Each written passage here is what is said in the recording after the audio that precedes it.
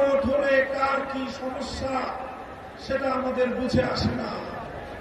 আমাদের সমস্যা হল জুলাই সনদের গণভোট ছাড়া যদি জাতীয় সংসদ নির্বাচন অনুষ্ঠিত হতে থাকে, জাতীয় সংসদ নির্বাচন যদি তফসিল ঘোষণা হয়ে বাস্তবায়িত হয়, অনুষ্ঠিত হয়, সেখানে অনেকগুলো বড় বড় জটিলতার সৃষ্টি হবে।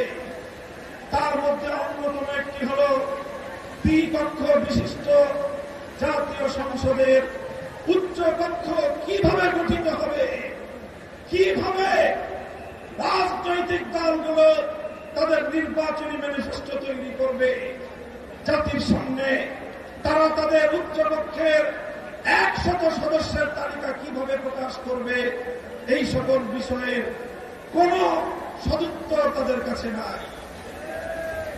যারা জুলাই সনদের গণভোট জাতীয় সংসদ নির্বাচনের আগে অনুষ্ঠানের ক্ষেত্রে বিরোধিতা করছেন, আমরা তাদের সমস্যার কথা জানতে চাই। কোন যুক্তি নাই, কোন যুক্তি নাই। তারা জুলাই সনদের বাস্তবায়নকে ঠেকিয়ে দিয়ে বাংলাদেশে আবার ফ্যাসিবাদ কায়েম করবার ষড়যন্ত্র করছে। পরিষ্কার ঘোষণা করি, রক্ত দিয়ে যেই ফ্যাসিবাদ বিদায় করেছি, প্রয়োজনে আবার রক্তের সাগর প্রবাহিত হবে বাংলার মাটিতে ফ্যাসিবাদ।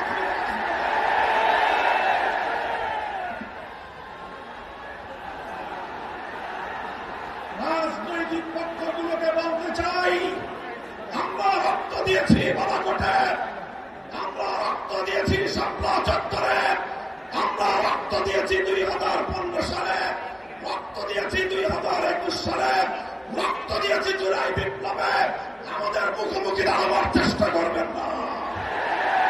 আমরা রক্ত দিয়ে অধিকার আদায় করি, রক্ত দিয়ে বাংলাদেশ কিনেছি, রক্ত দিয়ে এই বাংলাদেশের স্বাধীনতা রক্ষা করবো ইনশাআল্লাহ।